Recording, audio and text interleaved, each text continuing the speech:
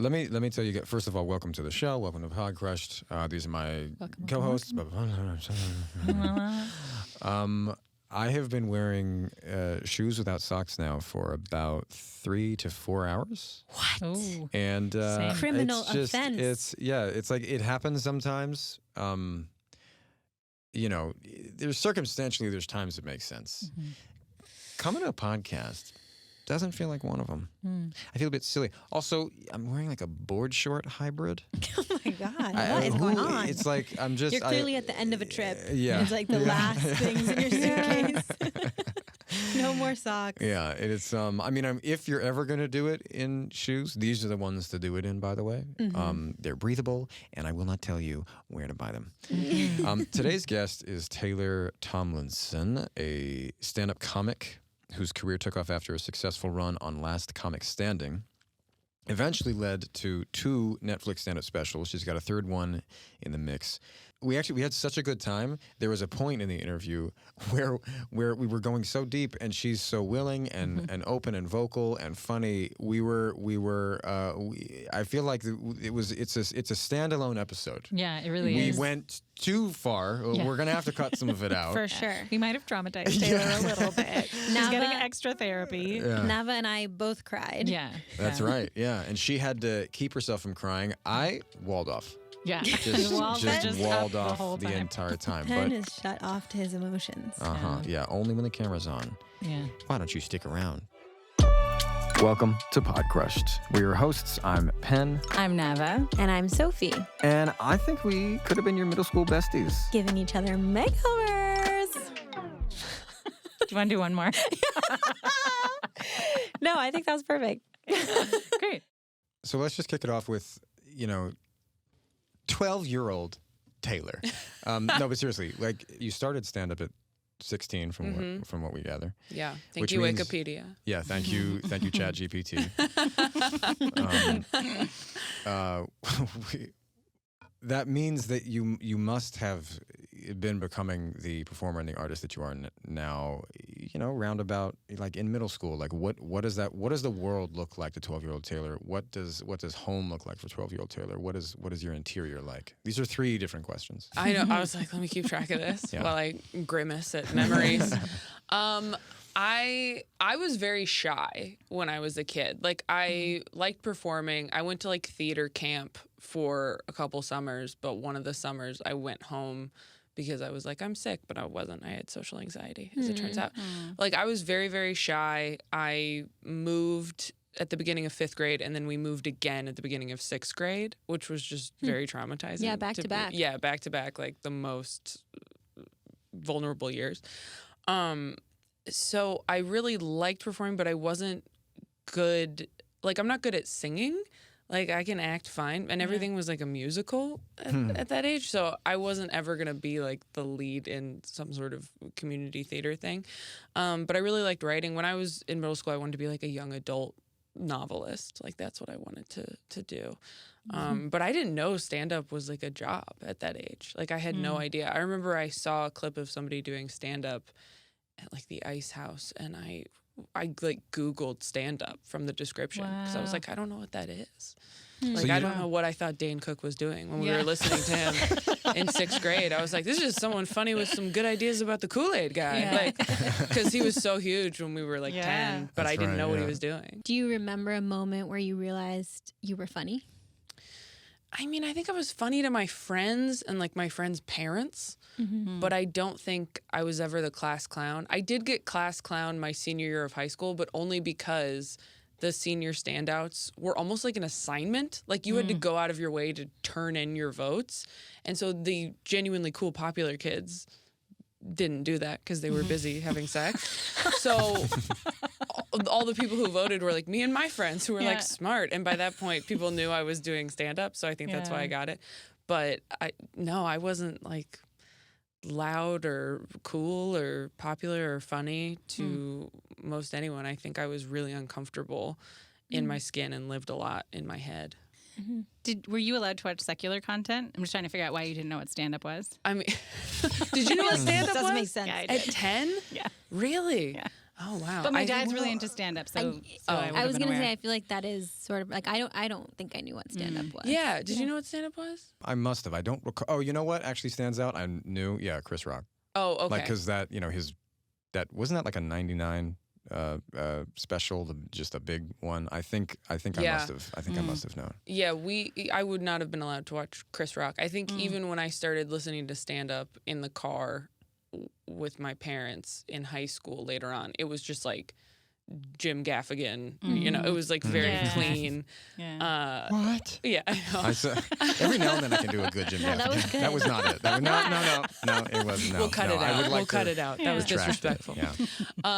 Yeah. I there was a lot we couldn't watch. Like anything that even sort of referenced the devil or witchcraft, like that was not cool. Yeah. Like I read. What really references the devil though? Hocus Pocus. There would have been some kid things, yeah. There was the villain in Powerpuff Girls that references the devil. Yeah. Sort of looks like the devil. Looks like the devil, and so they were like, no, Yeah. anything like that. Just we're very Christian. Yeah. Growing up. So I read like the first 5 Harry Potter books sort of under the radar because my dad was getting remarried after my mom died, and I think he just like was sort of in the love bubble, and then he took me to see the 3rd movie and was like, no, that's like those are demons, and you're like, I mean, come on, man. Like, so it was very sheltered. Yeah.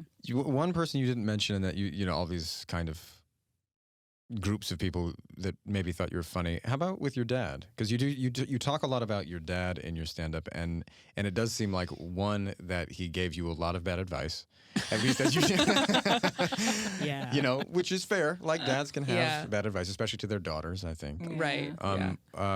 But was there, I think I can at least remember from like male comics saying like, sometimes they'll say like, I just wanted to make my dad laugh. Like if I could make my dad laugh, I mean, what was going on there? Yeah, I do think I wanted to make my dad laugh. I really wanted my dad's approval growing up, and that's how I started doing stand-up. Is I took a class with my dad from a church comedian in high school. Like that's how I started. Which later What's on, a church comedian like? Yeah. Is it just a priest? No, I know you'd Pastor. think, right? That's I mean, every priest. youth pastor thinks they're a comedian. Right. That's the thing. Every youth pastor comes out finger guns a-blazing. Yeah. And you're like, hell yeah, Pastor Ryan's giving the sermon this week. It'll be a good one. He's going to show Lord of the Rings clips and draw parallels. But not Harry Potter. But not Harry Why? Potter. Is that? I Is there a know. real is there a difference there? Because They're the not author was witches. Christian. Tolkien and Tolkien, C.S. okay. Lewis are Christians, and so it was, they're like, Okay. well, those are, Yeah. those are truly like they're like those are parallels. Yeah. Right. Like Ah, Narnia was supposed to be interesting. heaven, Yeah. so Yeah. I don't That know. makes And then sense. Harry Potter is like they're like she's a single mom, divorce never. But I don't know. I have no idea. But I have religious family members who love Harry Potter, so Yeah, it's not it's- everyone. But yeah, I think a lot of people just wanted to make their parents laugh growing up, and whether or not they could do that is, But yeah, we took that class when I was 16, and then later on, my dad was like, "I thought you'd write for me. I didn't think you were gonna do this." Aw. I was like, "All right," but yeah, I'm sure that's a part of it for sure. Mm-hmm.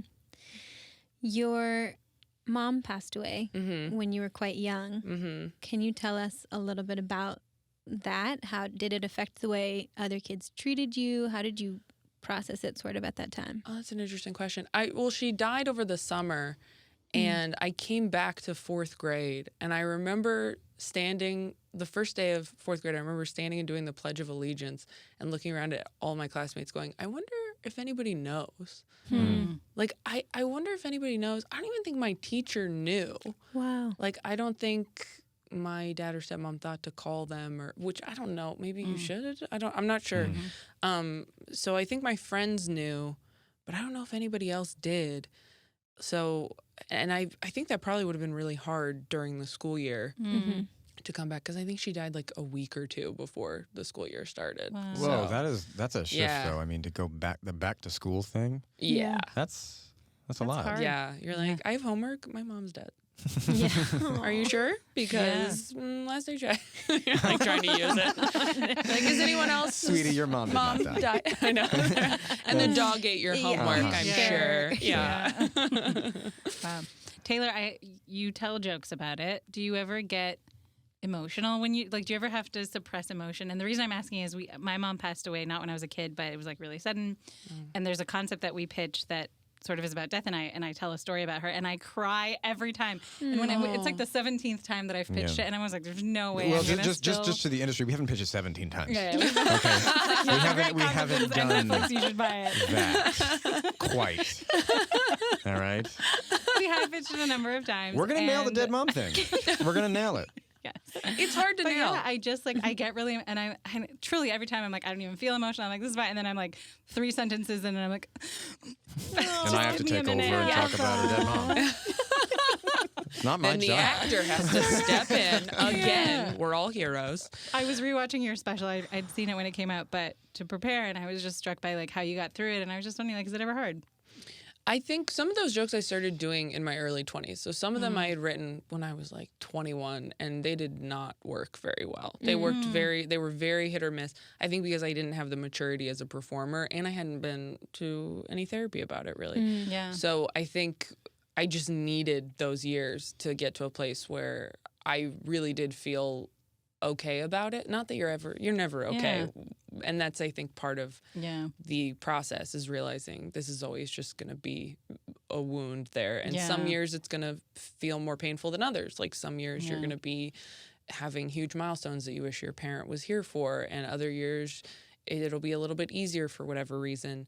Or something will trigger you or you know, whatever it is. But I think I was more concerned about making the audience comfortable, more so than I was ever worried. I was never worried I was going to cry or break down.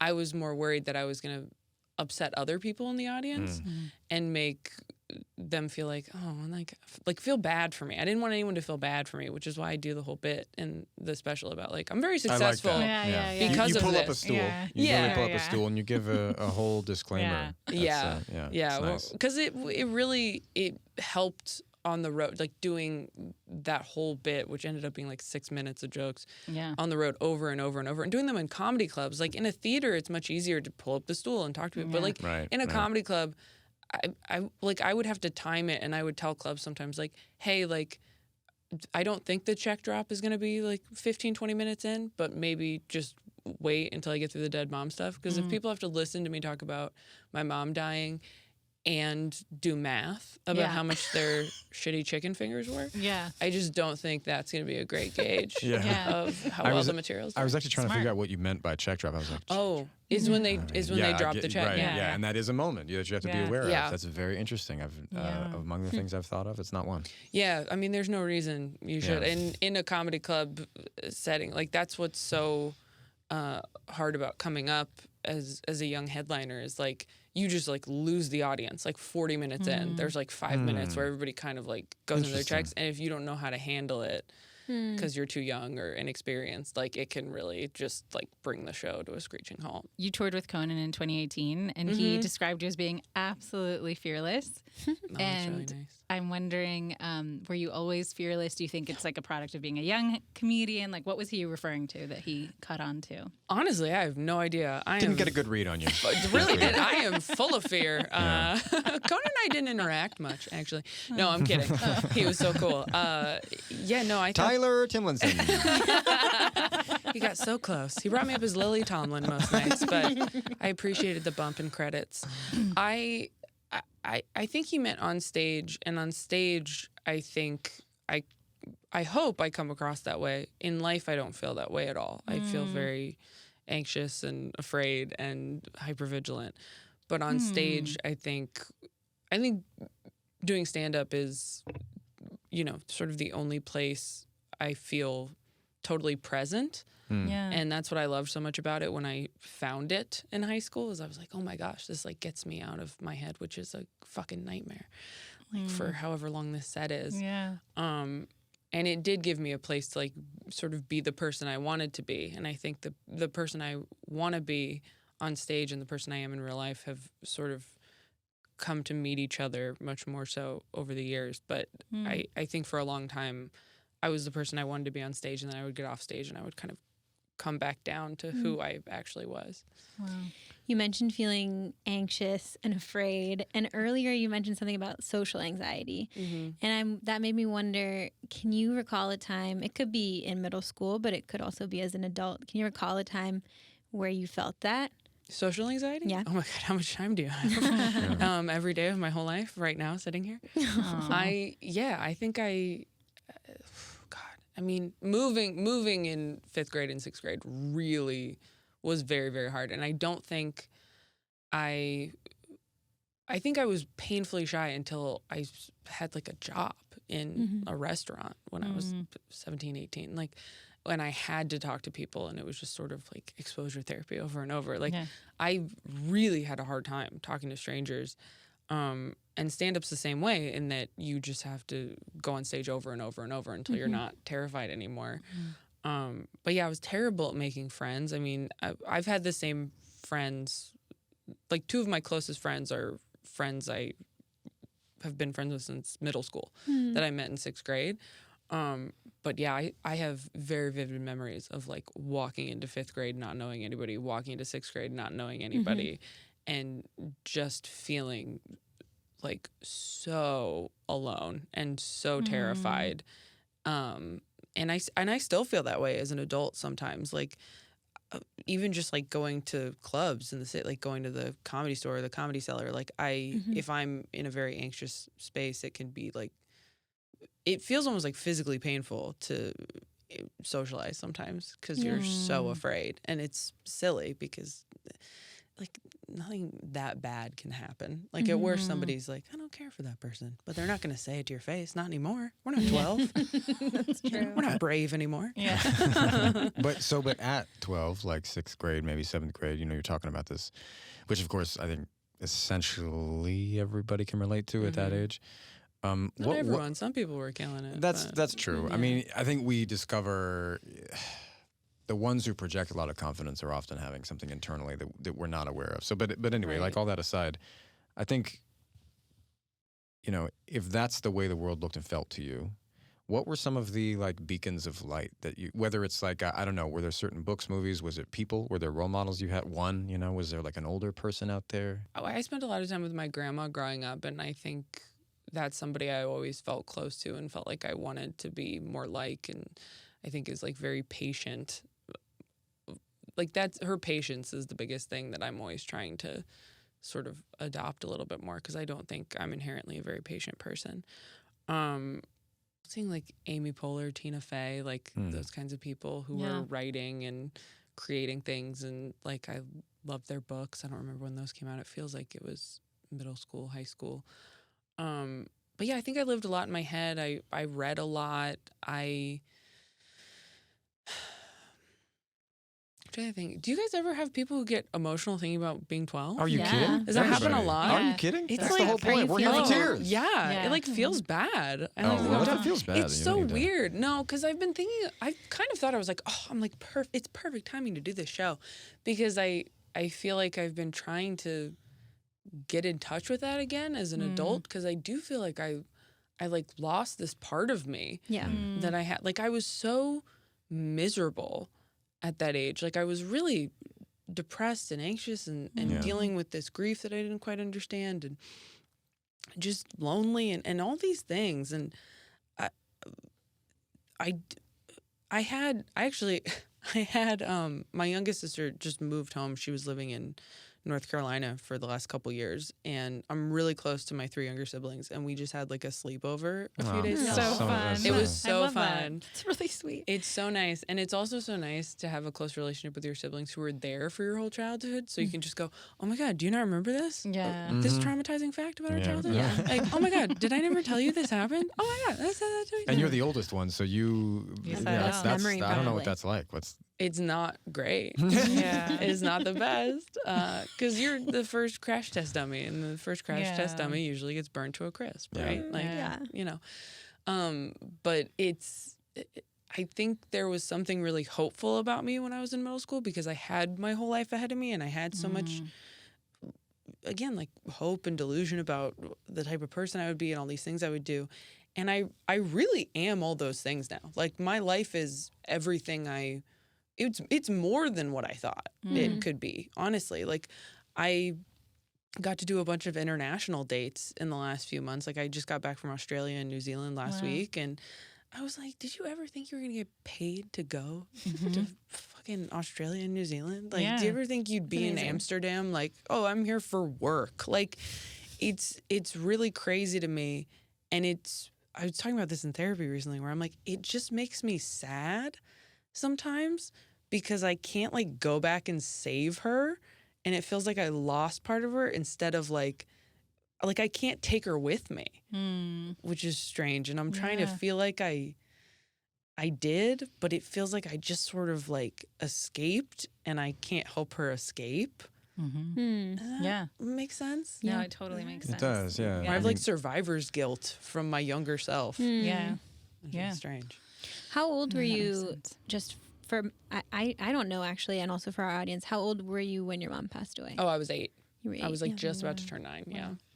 Such a tender age. Yeah. Oh, yeah. It was like right before like everything happened. You're like a year later, you get your period. You're like, fucking really?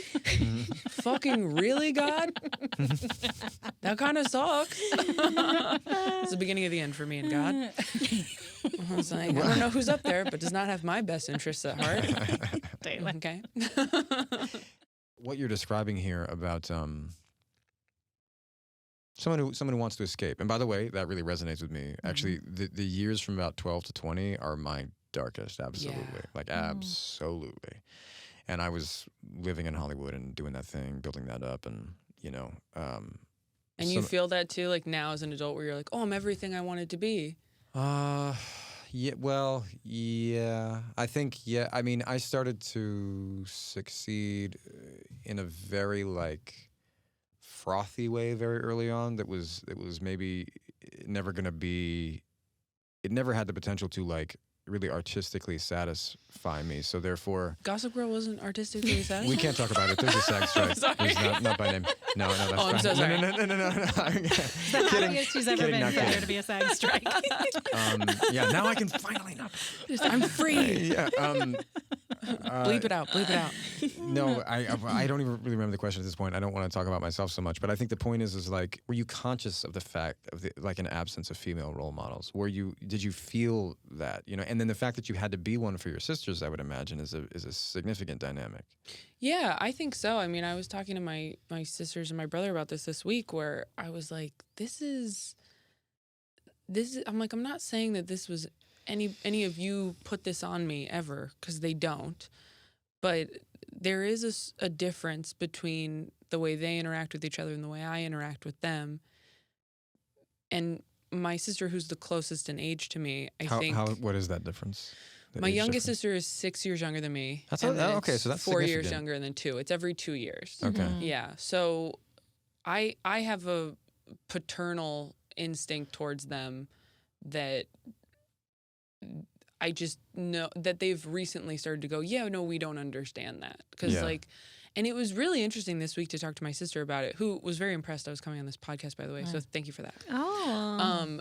She was like, she was 2 when it happened. She was like 2 and 3. And I was like, do you remember like me like reading to you guys after she died? Like, do you remember like when we'd be home alone and we'd have dance parties? Like, do you remember that? My brother's like, I remember that. And my sister's like, I don't really remember that. And I was so sad because those were the bright spots in my childhood. Like, my siblings were the bright spots in my childhood. Like, my sister, who's closest in age to me, I think we talked about this recently. She came to Europe with me and like felt emotionally responsible for all of us.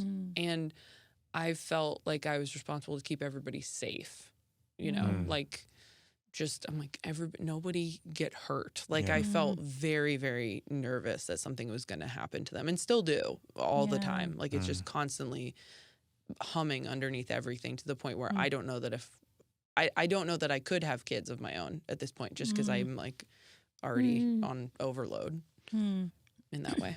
Yeah. The sibling relationship is so precious, especially if you go through a loss like that. Yeah. But it sort of makes it makes it really close and special to have that bond when you're going through that. And I do think we all would have been close even if that hadn't happened to us. Yeah. But to have something like that happen, to not, like, none of us have a relationship with my dad as adults, and to have each other to kind of go, like, over the details of your childhood and have that support and making those difficult decisions as adults. Like, I know how rare it is, and I know how precious it is. And I have a lot of people in my life who are like, I can't imagine being that close to my siblings. Like, I don't think it's the norm, and I'm really, really grateful for it. Yeah. I don't know if we'll include this, but my cousin has 2 kids, and her daughter, she has a 10-year-old and a 7-year-old, and her daughter, who's 10, passed away just a few days ago. Yeah, very suddenly. And of course, like, you know, for a parent to lose a child seems like the most horrific thing that a person can go through, especially so young, a 10-year-old. But I just keep thinking about her brother, her 7-year-old brother, because he had a sister. He had, like, the best playmate, and now he doesn't. And what does that look like? Like, to go through, also at 7, when I look back on my life and I try to think of memories pre-7, it's like very few. They're foggy. Yeah. And so what does that life look like at that point? Like, I think it's really special to have siblings, especially when you have to go through, when you experience trauma. The older I get, the worse I feel for my aunt and uncle, because I think losing a sibling is truly something you cannot replace in any way. Like, it is so devastating. Like, I can't imagine losing one of my siblings. Like, it stresses me out to even talk about it. You know, it's funny. We actually have another concept that we've been pitching about the loss of a sibling. So maybe we should maybe we should just pack it up. How many people have passed on it? 17. Do you mean died or passed on the? That's true. I should clarify. Which kind of? Wait, Anyway. Is this too dark? I'm like, No, I don't supposed think to so be- at all. No, this is we're right in the podcast. Okay, right good. here. I'm like, Podcrushed is such a fun name. Yeah, that's and I'm just it's a like, big branding. Yeah. okay. And I'm like, She's like, why do I feel so sad? And look at the pink outline. I was gonna say, And that's fucking gossip to girl right use, there in the I middle. know, to use your word, frothy. Yeah. it's a frothy pick. Penn is gonna go cry in a moment, but yes. Those years are over. We also might not use this, and I'm probably gonna cry to try to get through this. But Definitely. the podcast was initially sort of my conception, so I've been thinking about it for a long time. But he's like, of course you had to say it. I'm trying to impress Taylor. Also her idea to put me in the middle. Well, that's just, it's just smart. That's just smart. You're the intelligent marketing. tallest. You're Yeah. supposed to put the one who's tallest or shortest in the middle. Yeah. There you Okay, go. right. And that's just right. Yeah. Did I save it? No, you did. You did. welcome. Thank you, Taylor. And so, people will say, like, I've been thinking about that time in my life. Like, guess we'll come on. And I realized the other day, Penn was at my house, that I just haven't really been thinking about the period of time beyond, like, surface level stories. But he asked me a question. I'm going to cry. I don't think I can finish it. Is it in the wake of your mom, or was it something else? No, it was like something that came up recently, and you asked me a question like, where does this trauma stem Oh, right, from? right, and I was right. like, fucking Podcrushed, like the middle school years. And I was like, oh, I like really haven't gone there. Like, even though we have this show that's... Yeah. Yeah. So I appreciate what you were saying. Taylor's face. Sorry. We're actually, this is the last episode we're ever recording. We're realizing this is terrible. You know what? The strike is probably a good time to. You guys, I'm still a little bit jet lagged. I'm flying out She's like, tonight. can I go back to Yeah. Australia? Oh my Anything god! to get away from I'm here. jet lagged. Penn's pre-red eye. This is not acceptable. I feel. This is great. I don't remember this from the Kelly Clarkson episode. Kelly Clarkson episode was pretty fun. She was on a press tour. She had the walls up. She was just full speed ahead. He's like, yeah, yo, I see that question. I'm just going this way, okay? So actually, She was really doing great. She's like, and that's what divorce is like. Anyway. I'm gonna go sing in a coffee shop, okay? Flash mob. Flash y'all later. Oh my God. Yeah, I'm really, oh God. This is a hard thing too about being a comedian is like, this is how stand-ups talk to each other. Like we just kind of go in and out of like the most traumatic thing ever. And then like, isn't this fun? I mean, I'm having a great time, but I keep remembering it's being recorded. Well, no, so, we're very good about that. And I just want you to know, I'm just throwing it out there. I've been processing some early life events recently where I'm to the point where when somebody asks me how I am, I'm just like, because it's like either I just keep the normal lie up, which is like, it's just the most appropriate thing to do. But then there's a frustration and alienation when it's like, I wish I could be honest about how much pain I'm in. Mm-hmm. Yeah, that's why every time someone asks me, how are you doing? I lean in and I go, do you really want to know? Yeah. Do you really want to know? Actually, refer to my 3 specials. That's his least favorite question. Really? He was just telling me the other day, he hates it when people ask him, how are you? Because nobody wants to know the real answer. It's like, how much time do you have? Yeah. It really is. Yeah. So now let's just move to again, the title, the pink outline. frothy, the froth. Tell us about, either a really embarrassing story or when I ask it, it doesn't sound like a great idea, does it? Usually Nava We ask asks, every guest to share an embarrassing story from that time. Or like something awkward but funny. Just like when you think of the emoji, it's like, No, yeah. like that. When I was in 7th grade, I was in 6th or 7th. Perfect. I think I was in 6th grade. I was in band. Not to brag, I know. Sorry. What instrument? I played clarinet for 5 or 6 years, and then I played trumpet for 2. Wow. Yeah, I was so bad. Really? For that long? I have no. Well, my dad forced us to play instruments for a while because he taught choir, and he was like, "You guys need to know how to read music," and. And that's what did it. And that's what did it. And I and all my friends were in band by the time I went to high school. So I was like, I guess I'll just keep doing band. But every year in middle school, the band would go to Disneyland and like play. There was some sort of thing that they did with middle schools where middle school bands would come and play during the day, and then you'd just be at Disneyland the rest of the day. And I remember we were waiting in line. Me and my friends were waiting in line at some place to get like burgers or something, and I don't know why I did this. I like to this day I'm like, what was going through your head? There was a packet of mustard on the ground, and I decided to be funny. I guess I decided to like run up and jump on it, and I think I thought it would spray the direction people were not, and it sprayed the direction people were, and I got mustard on a bunch of strangers. And it was a long line, and I had to just sort of go and retreat and sit at a table behind a bush.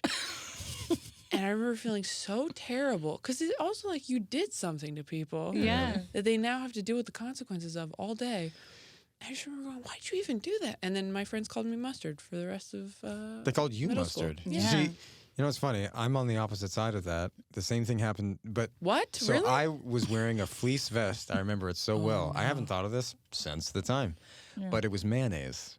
Really? So you jumped on a packet of No, mayonnaise? someone else did, Oh. and I was standing in line at lunch. And at this point, I was a short, chubby kid, because I was also younger than the rest of them, and I was wearing like a vest that fit very awkwardly. I just remember because and I was kind of sensitive. I don't remember everything, but I remember being like this is the vest. It's like and I'm smelling that because fleece. Think of the material fleece and then think of mayonnaise, and put them together and let them sit for a couple of hours. It was so subtly humiliating. Yeah. Because it was like that happened, and then I remember the kid just being like, oh, and then just like probably going and sitting behind a fucking bush. Was the kid embarrassed? They should have been. I don't know. I don't remember that. All I can remember is my embarrassment. That's just when the narcissism went. It just went inward. It's like, I don't know why I'm like, but did you feel bad for your attacker? Because that's sort of who I was in the story. Yeah, now that I'm thinking about it, I'm like, oh, that was actually, I'm probably not the one I should be concerned Right. about. No, it's cute that you felt embarrassed. It means you Oh, I really felt cared. so bad. Yeah. Yeah. Don't jump on a condiment packet unless you have no conscience Yeah. for any kids listening. We have another classic question we ask everyone, Okay. which is to share about their first crush or love and their first heartbreak. Ooh, does it have to be from Your that face. time? No, it can be Oh. whenever your first was. Remember my first crush was? I had a crush on a kid, and I don't know why I remember his name. I had a crush on a kid named Bruce in kindergarten. And It's like a strong name for a 5-year-old. It is, right? It's an Yeah. intense name for Yeah. a 5-year-old. He had a bowl cut, and I loved him so much. Aw. And I don't know why. I guess because I had a crush on him for 2 years. I would pick somebody, and I would just have a crush on that one person for like years. Like I had a crush on Bruce for kindergarten and first grade. Then I had a crush on Curtis for like 2 through 4. And then I had a crush on Ryan. Like it's all just in like Yeah. year increments. And yeah, I don't know why that is. Did you ever start talking to them or? The kid I had a crush on in 6th and 7th grade, I like finally dated in 8th grade. And to this day, that accomplishment feels better than any achievement that I've ever achieved for like 2 years. And I only liked him because he was really tall, and I was this high. I was this high. I just was an early bloomer. I was this height and size in 5th grade. I looked older than everybody else. And I remember I got to 6th grade and I was like, that guy's tall. That's who I like. Like didn't know anything about him. And then in 6th grade, we like, again, I'm doing air quotes for anybody listening and doesn't think I'm self-aware. We like dated for 8th grade, and I was like, yeah, I did it. You know, when you like believe in manifesting, you're like, I can do anything with my mind. It's all here for me. I am the main character. And then had like no romantic prospects in high school at all. Like nothing happened again until college. And was college your first heartbreak? Yeah, I think so. I think my college boyfriend, like, I think about that girl a lot where I'm like, that like took something from me, I think. Like, do you feel that way about your first heartbreak where you're like, I am forever changed. I don't know who I would have been if that hadn't happened to me. But some part of me, there's some part of me that just, in the same way when you have kids, I'm sure like a part of you lights up, like a level of love that you didn't have before. After the first heartbreak, there is just a room in your brain or heart that I feel like they go, shut it down. Like, we're never going to open it again. Like, it just, I'm like, I'll never love someone that vulnerably ever again, possibly. So, then, you know, you're 19, so you're just like, oh my God, this is the worst thing that will ever happen. Yeah. And it might be. Hopefully, because then it's behind you. Evidently. Hopefully it Right, is. yeah. And then you have a minute and you're like, your mom's dead. You're like, oh, that's right. No. Yeah, There it's was been something worse. worse. Yeah. It's been worse. Yeah, maybe it's fine if Jake doesn't like you anymore. Yeah. You've survived worse things. I like that I think you may have named them all. Love I it. changed the last one's name. Okay. Right. That's how bad the heartbreak was. Jake I was is a like, good you one. get no Recognition. airtime, Right. sir. His parents just came to a show of mine. They still come to shows, actually. What was that like? I didn't see them because I didn't have time, but his mom still. You also wanted to punish texts him me. through them. Yes, exactly. I didn't even do well that night. Just to go, you're gonna have a bad evening out. No, they've always come to shows when I'm in That's San really Diego, which is sweet. cute. Nice. Yeah. What was your first show like? Do you remember? Oh, my first show. It was like a class graduation show in like a classroom at a church. So, you know.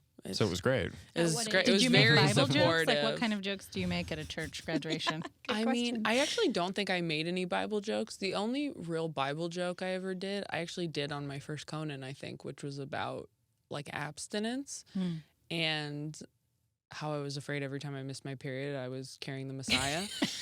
The movie.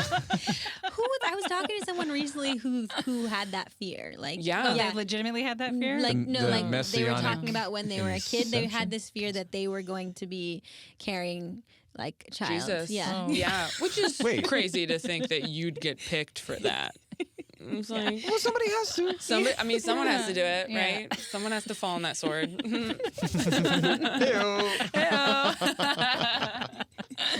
So you started in church, and then you got kicked out of the church because of a tweet that you... Yeah. Is that accurate? Yeah, I tweeted a joke that also ended up on my first Conan, so suck it, Lord. That's the name of my next special, Suck It, Lord. I was 21, maybe 21, 22. And I was still doing churches every once in a while because I had gone on Last Comic Standing when I was 21. And I got some church gigs and they were a lot of money. And you're like, okay, I got to do these to survive. And I was opening for a really big church comedian. And I remember the tweet was a joke I do on Conan, which was like, I'm a wild animal in bed, way more afraid of you than you are of me. And That's a great joke. It's a great joke. I actually love that. Yeah. Thank you. It's a great joke. It's innuendo at best. Yeah. And I remember they called me and were like, hey, like, we think you're great, but we, a lot of our fans are homeschooled Christians. So you can't come on any of these dates anymore. And I was like, all right. Like, I actually don't think I was like, all right. I think I cried because I'd never been fired from anything. Yeah. And as like a good kid, I felt really bad about it. I felt like I had done something wrong. And then I just got angry. And I was like, I never fucking want to feel this way again. And I had already been feeling sort of bad because I didn't think I was religious anymore. And I was still holding on to the hope that maybe I was, and I would like come up because I was like, and I had, since my mom died, I had just never really felt like, I was like, I don't know if Christianity is like it for me. Like this, I don't feel the way everyone else feels about this. And I was holding on to it because I didn't want my whole family to like reject me if I was this dirty comedian or something. And they have not, only certain people. And, but for the most part, my family is not. They're very supportive. And I told my manager, I was like, don't even bring me church offers. And like, I think they brought me a couple and I was like, I mean it. Like, I don't care what the money is. Like, do not bring these to me because they want a certain type of person. They want like a squeaky clean church person. And I'm not that person.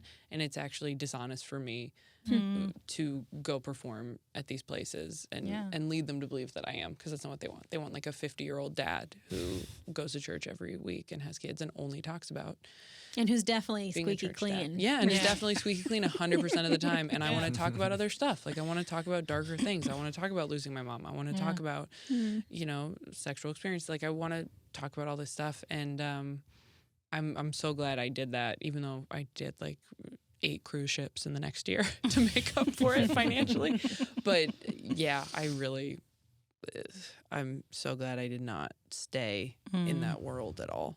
Yeah. Do you feel like when you're on stage doing stand-up that you kind of become, that you can keep it together? Or has there ever been something that's happened that's been embarrassing, like for you on stage? No, never. Not one time. Can you Pretty tell much us? been killing it from day one. Next question. Well, I feel like sometimes I would imagine that when you're on stage, you kind of like maybe dissociate a little bit and you're not, but no.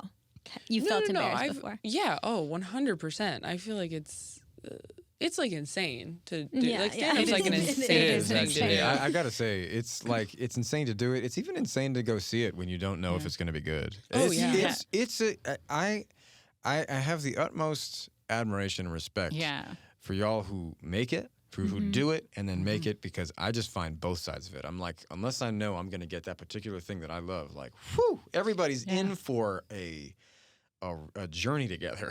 Yeah. Yeah. It's a lot. And I go through even sort of like seasons of it on the road now where I'll get very freaked out on stage. It happened in the last 6 months where I had a couple weeks where I was just waiting to go on stage. Like, there's 3,500 people just sitting in seats looking at you. And if you fuck up, it's entirely on you. Yeah. That they wasted money, So much wasted pressure. time. Yeah, I'm like, what are you doing? Like, there was like a part of me that started screaming that was like, what the fuck are you doing here? Like, run. Like, what are you doing? And you just have to push through it and go like, no, I know how to do this. It's fine. I know how to do this. Because you do. I know the first show I did in Australia, I messed up a joke. Because, if you say the wrong word at the wrong time, like, that blows the punchline. So tenuous. Yeah, and I was just so jet lagged and sort of like, it's like a 17-hour time difference. Yeah. and I messed up a joke really early on, and I just sort of crumpled and was like, you guys, I'm so tired. I'm sorry. I looked at like find my friends on my phone, and everyone I care about's so far away. And I just like, I had a little bit of a moment, but you know, afterward I got off stage and I was like, that was rough. And everyone's like, no, it was funny the way you crumpled. We all enjoyed it. Yeah. But yeah, there's always, I was doing shows in San Diego the last few nights. There's this club there called Mic Drop that is great, and they have 2 rooms, and one of the rooms is like 40 to 50 people. It's like a really small room, and I asked them if I could do some like workout shows where I just work on new material. And so I did that the last 3 nights, and Tuesday and Thursday were awesome. Everybody was great. Everybody kind of knew what it was.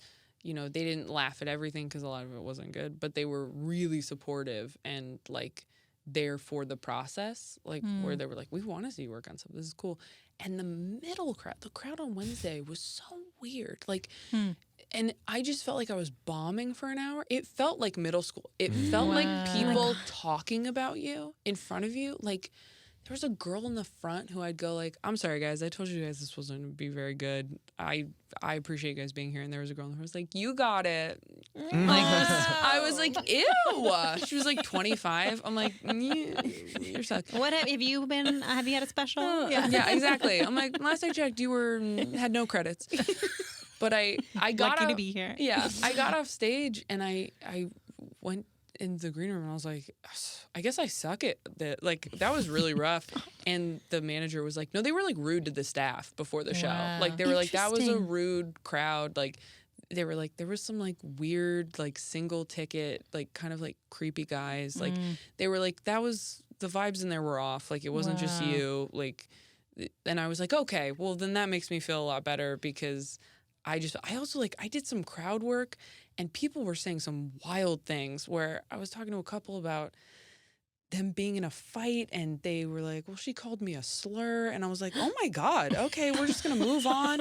I cannot deal with that. I'm not going to make a joke about that. Oh, it was so weird. Some girl admitted to like hitting her boyfriend. And I was like, you guys are, I don't know what's happening in here, but you shouldn't be sharing these things. Like, you should be, I don't know, like talking to the authorities. Like, it is, or in therapy at the very least. Like, it was just a weird, and but in the moment, I couldn't tell if it was my fault or that it was genuinely like a weird crowd, because I never want to be the comedian who's like, they sucked, like, you know, like Their fault. And it was also like I was challenging myself not to do material that I know works. I was like, and in the middle I was panicking and I was like, just do your hour, just do the hour of material you know works, that you're doing on the road, that you're doing in theaters. And I was like, don't waste your time. I'm like, don't let your ego win here and go, I need to crush right now. Like, just work on the new stuff and use this time to be productive, even if it feels bad and you're crashing and burning. Guys, I feel like I'm hogging it, but I want to ask one more question, and then obviously you guys should ask. We'll cut it. You've talked about, you've talked pretty openly about your bipolar diagnosis, and I'm wondering, how did it feel when you got the diagnosis, and does it change? Like, do you think back on if you had it earlier, would it have changed your life? Oh yeah, I wish I'd gotten it earlier. Oh my God, I think that would have changed so many things for better or worse. When we first figured it out, is it really like it is in your? It really is. Yeah, like you figured it out. Kind of like in the room. What happened was, if it looks like a duck, walks like a duck.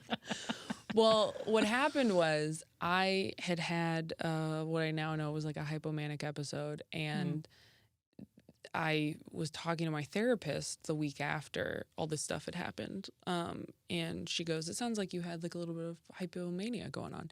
And I was like, what? What's that? You can't just say a new word and not explain that. And she goes, oh, I don't want you to freak out. Like, it's only, she's like, it's, it's fine. She's like, it's only an issue if it lasts like more than 4 days. And I was like, oh, that was like a week and a half of that. Like, that was like a couple weeks. And she was like, oh, then we should probably talk to your psychiatrist.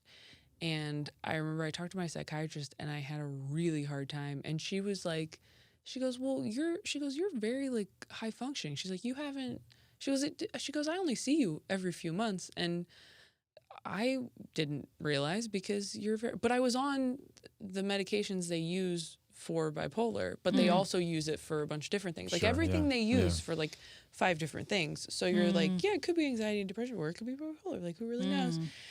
And as I went back through my 20s, I was able to see these periods of what just felt like rocket fuel, that I was like on top of the world, like thought, which is what hypomania is. It's like this very intense, like, it's very hard on your body. You don't really sleep, and you feel like you're destined for greatness, and you feel like you're incredible, and you feel very attractive, and you feel like everything's like a sign, and it's just like this amazing, but then you crash and have a depressive episode afterward. And I had just been doing this exhausting cycle for years, and I had only been, when we figured out that it was bipolar, I had only been on medication for about a year, and it had made a big difference, but I needed like double the dose. We figured out, and that's made a huge difference. But I was actually, when I first found out, I was really ashamed, and then I was really ashamed that I was ashamed. Like, I was really embarrassed that I was embarrassed. I was like, wow, you think you're this open-minded person who, like, I have friends that are bipolar, like, I know, you know, look up to people who are bipolar, and I thought like something like that wouldn't affect me. And the thing I say in the special, I totally took from my psychiatrist, which is something she said to me, which was just like, she's like, it's just information. She's like, this is a good thing. It's just information that helps us figure out how to better take care of you. And that's why I wanted to start talking about it on stage, because it was the most significant thing that was happening in my life. And I was like, I want other people to feel okay about this. Yeah. And if and I did the thing where I looked up like who has it, you know, and that did make me feel better when I saw successful people who had dealt with it or were dealing with it. And I had a friend who had told me that they were bipolar like the year before, and I was like, oh my gosh, I can't believe that. Like, you're the most level-headed person I know. Like, I've never seen any sort of fluctuation in your mood. And that really helped too, just knowing that. And I was so nervous to talk about it in a special. Like, I felt great about that material, and we recorded it. And then about 2 weeks before that special came out, I was like, what did you do? So I'm like, you can't undo that. Like, everybody knows that about you now. Like, what were you thinking? It's too late. And then it came out, and I got so much positive feedback from people who were like, this made me feel better, this made me feel less alone, that I was like, oh, thank God. And it's just been a non-issue, because I know how to take care of myself now. Like, I know what medication I need. I know what signs to look out for. Like, I am so much better as a person because of it. And I do wish I had found out sooner, because, you know, 25, like the 6 months before I filmed my first special were like the worst of my life. Like, they were, that summer before I filmed it was horrendous. Like, it's what got me into see a psychiatrist, because I was just like hitting the lowest low while my career was at the highest high. But yeah, I do wish that I had found out sooner, just to have spared myself some pain, and maybe could have been not so hard on myself. Yeah, That's incredible. I guess what I'm hearing is it sounds like a challenge to be doing what you're doing, because it threatens to like magnify and exacerbate. And I just wonder if you've had like touch points, support people like around you, in specifically who kind of know what it's like to go through it. Oh, yeah. I think a lot of comics deal with mental health issues. Like, I think most comics do. I think most everyone deals with, like, depression and anxiety and various things. I just did, Laura Bites is a comic. She has a new podcast, and we were talking about being bipolar. I think she's bipolar 1, and I'm bipolar 2, and the differences of that even. And I remember there was once, maybe I was like 23, 24, I was supposed to go to like Florida the next day and do a club or a college or something. And I went to do the Improv, and I just like couldn't stop crying, couldn't get out of my car, and just had to like cancel and go home, and then like say I was sick and couldn't go to do the show the next day, and couldn't get on a plane. Like so much of this business, no matter what area of it you're in, is figuring out how to not go so hard that you burn yourself out, where you can't do anything and you just have to cancel stuff. And it's hard because there are times in your career that you do have to push it and you do have to be on and just like grind, as it were. And then there are times that you can be quieter and give yourself that space to rest. But yeah, I don't know. I do think it's something that a lot of comics deal with and struggle with and navigate. And, there's an argument to be made that performing isn't very healthy. Yeah. It's like not very healthy to have this much attention on you, to be on camera this much, to look at yourself this much. Like I have friends who like got off of social media. They're like, I deleted my Instagram because they're a lawyer and they can. And I'm like, that's incredible. And they're like, yeah, I never think about posting. Like they don't take pictures when we're together. And I'm like, but where's the content? Like it's just this constant thing. Like, especially stand up now, you have to get clips. Like it's just like constant self-promotion and self-focus, and I don't know that it's the best healthiest thing, especially for it's not. Point. Especially for individuals with mental health issues. Cool. Anyway, Taylor, Podcrushed. The frothy, do you feel fun I do feel crushed by this pod. Or maybe in it, yeah. That's what you should tell me. That's how you should start this Crushed show. by pod. Prepare to be podcrushed. that should be like the intro. It really tagline. Welcome to hell. I detect a waver in your voice. Could you just go deeper there? No, we're not going to move on. You what haven't about cried that? yet, Taylor. Let's talk about your dead Where's your mom. childhood wound? Taylor, we have a final question we ask every guest. If you could go back to 12-year-old Taylor, spend a little time with her, what would you do? What would you say? Honestly, and I thought about this because again, I listened to the Kelly Clarkson episode. It's just one. Which was not a good example for what we put I you know. through. I know. This was intense. I was not prepared for this. I'm going to go home and lie down. If I could go back to 12-year-old me, I'm not going to cry. Fuck you. I think I'd like just hug her. Yeah. I love that. Yeah. I like that's such a sad. No. I mean, like that's really what I think I'd do. Like, I think I'd just be like, I fucking can't believe you. I'm not gonna cry. I really think I would just say like, it's gonna be fine. Like, I'm sure this is what everybody says, but I'd say you're not gonna think about middle school or high school when you're an adult. It doesn't matter. It's okay. Just like watch movies and read books and be creative and write and don't think about who's saying what about you. Like just just you're gonna get out of here. Like everything that's happening to you right now, it's gonna get so much better.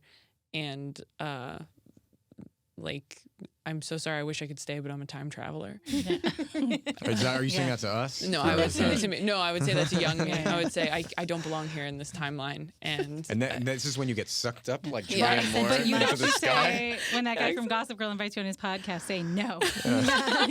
you're gonna get an invitation from Podcrushed. It sounds Sounds like a fun. dumb Turn name. it down. Yeah, trap. it It's a sounds trap. silly. It sounds like you're going to talk about crushes, and you do for about 3 minutes. You know how you never want to relive what you're currently living? Yeah. I know how to make that happen. Ignore them. You can keep up with Taylor Tomlinson online at Taylor Tomlinson, and you can buy tickets to her Have It All stand-up tour at www. Are we really using wwws?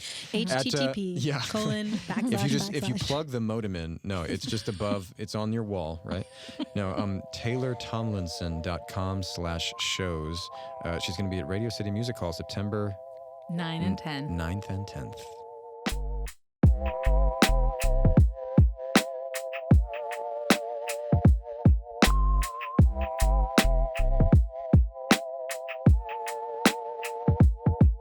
This is a dumb question. We can swear and stuff, right? Yeah. Okay. Somehow everybody asks us, which means we're too puritanical. I think it's because being it's middle here. Yeah, like a It professional seems like you're on radio. studio. Yes. Yeah. That's what it is. Yeah, radio is dead. Don't tell them.